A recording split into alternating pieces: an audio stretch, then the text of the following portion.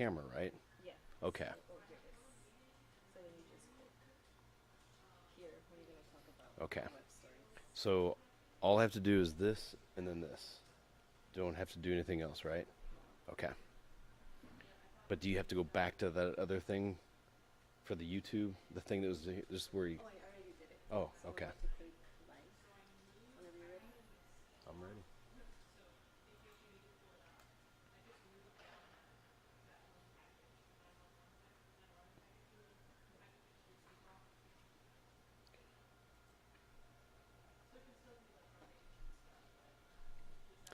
Well, good evening, everyone. I'm Dan Mares. We appreciate you joining us for this 13 cast and this 13 plus FastCast. Let's jump right into our news tonight. On our webpage at KOLD.com, a tragic story. A 12-year-old boy is dead after Tucson police say he walked up to two men at an Eastside QT and opened fire. Well, these men returned gunshots, and in that exchange of gunfire, the boy and a 54-year-old man named James Sherwood were both killed. The investigation is ongoing, and you can read more at KOLD.com. And also, the former Tucson High counselor who admitted to having sex with a teenage student will spend time in jail. So Bella Vinnick was sentenced today. She received a sentence of 1 year behind bars at the Pima County Jail and then 15 years of probation. She pleaded guilty to sexual conduct with a minor. She was arrested in May of 2022. She resigned from Tucson High in May of 2022, one day after Tucson police notified the school of those allegations. Let's switch gears over to Bisbee, where a bear was euthanized after breaking into some homes. Arizona Game and Fish from Tucson office confirmed the bear was killed by Bisbee police yesterday. Game and Fish, the spokesperson, Mark Hart, said improperly secured trash attracted the bear and it had not been exhibiting any aggressive nature before the two break-ins. Hart confirmed the bear that was killed is the same bear that's seen in this video down below. Hart said once bears start eating human food, that's all they want. Residents are reminded to secure their trash and take down bird feeders. Especially as we get closer to winter, bears will start fattening up for hibernation. Some Lahaina residents were allowed to finally return to their burned-out properties today, more than a month after the devastating wildfires in Maui. You can get the residents who were allowed to return lived in the northern part of the historic town. As they entered, they were given personal protective equipment, gloves, and goggles. Health officials fear that toxic soot may now be lying on the ground. They don't know how long those long-term health risks that come from exposure. The governor has said that it could take 3 months before Lahaina is fully cleared for re-entry. On Friday, the United Auto Workers Union expanded its strike against General Motors and Stellantis. The expanded strike now includes 38 parts and distribution centers across 20 states. As Remy Murray reports, auto repair shops are now concerned that their businesses may be affected due to a lack of parts. Local auto repair shops are starting to feel the pressure now that more plants like Stellantis Parts Distribution Center in Streetsboro are on strike. Yes, I'm definitely concerned about it, more so just give or take on how it may affect parts and how it just may trickle down just on the small people. William Worley owns Piney's Auto Repair and Custom Service, and he still hasn't recovered from pandemic-related supply chain issues. So he's bracing for the next hit. I can really see long-term that it's really going to affect some stuff in a major way. Juscelino Caleres, who is a business law professor at Case Western Reserve University, says it's best for owners like Worley to prepare because he says there will be a ripple effect. As a result, Caleres says dealerships and repair shops need to stock up. Yes, inventory management is very important at this point. And dealerships and car repair shops should be looking at their inventories, and actually maybe they should act proactively, because if this strike spreads and when it ends, of course, whatever production it's going to get started with part suppliers is going to go to the original vehicle manufacturers. And they may be, last, second or third in line there. For car owners, Caleres says don't put off repairs. Don't wait long, because if the strike lasts longer, then, parts you're going to start seeing parts going down. While the immediate impact on parts is not being felt yet, Caleres says there is the potential for it to happen. There's not scarcity yet, but there might be. Despite this uncertainty, Worley says he'll keep his head up and take it one day at a time. In Cleveland, Remy Murray, News 5.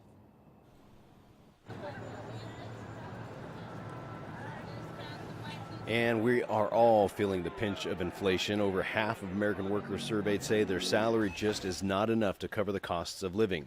That's even as inflation eases just a bit from 4 decades highs. A Bank of America survey reveals 67% of employees say the cost of living is outpacing growth in their salary and wages.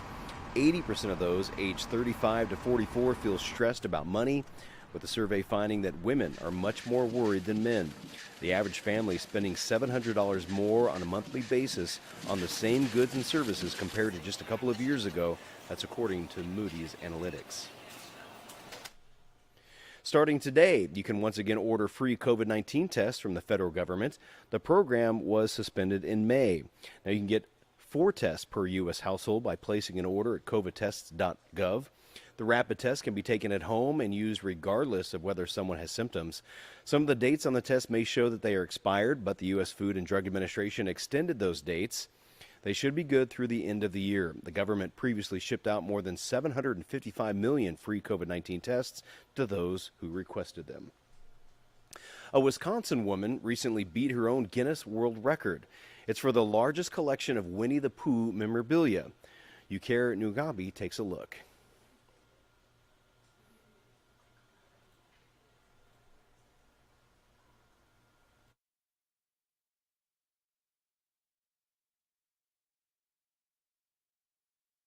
I'm Deb Hoffman, Guinness World Record holder of the largest Winnie the Pooh collection in the world. A collection over 20 years in the making. It's home in Waukesha, Wisconsin. From stuffed animals to keychains and even a faucet. If it's anything Winnie the Pooh, Deb Hoffman has it. And so people say, well, when are you going to stop? I don't know that I'll ever stop because I don't want to stop having fun. A collection that won't stop growing. Every once in a while, I'll kind of think, geez, it'd be kind of fun to see if I can break my own record. And that she did. As of February, Hoffman broke her own Guinness World Record. So my last record was 20,000 in 2020, and this year in February, it was 23,623. A collection that she says is worth $1 million. When people actually come into the room, they're like, oh my gosh.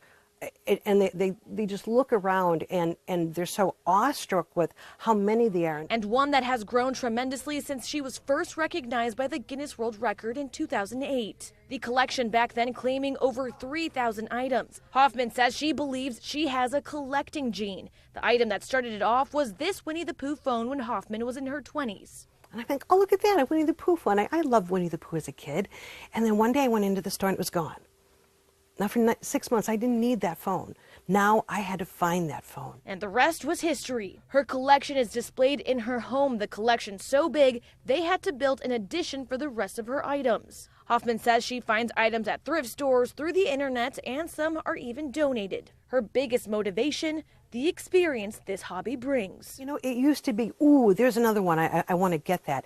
And what we have found over the years is everything that we've done to be part of the collection, we've gone different places, we've met different people. And I think to myself, why would I want to give that up?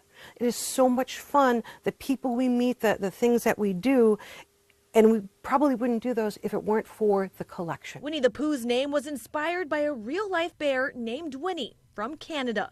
During the First World War, a Canadian soldier bought a bear for $20, and then he brought that bear to the London Zoo. Christopher Robin Milne and A.A. Milne went to the zoo and they fell in love with the bear, and the bear's name was Winnie. So the lieutenant's hometown, the lieutenant who purchased Winnie, his hometown was Winnipeg. Because of her love and fascination for the bear, Hoffman and her husband MC the Winnie the Pooh Festival in Winnipeg, Canada. She's also written a book about her over 20-year collection and where it's taken her. In all, she hopes she inspires others to continue to follow their passions and their hobbies. If you have a passion, follow it. You don't know what tomorrow is going to bring. So if there's something that you like to do you like to collect? Do you like to drink coffee? Do you like visiting museums? Do you like a sport? Whatever it is, follow it and have fun. How cool is that? Follow your passion. You know, when I was a little boy, I loved Winnie the Pooh. So my dad used to call me Pooh Bear. That was my nickname as a kid. So there you go. Hey, we leave you tonight with a live shot from our Tucson mountain. You can see the sunset was beautiful tonight. It went down at 6:17. Today we were over 100 degrees, and tomorrow, same story. So These fall-like temperatures aren't here with us yet, but they will be here in the next week, week and a half. Aaron will have your full forecast tonight at 10. I will also see you then. So I hope to join us, and we will see you. Have a great night.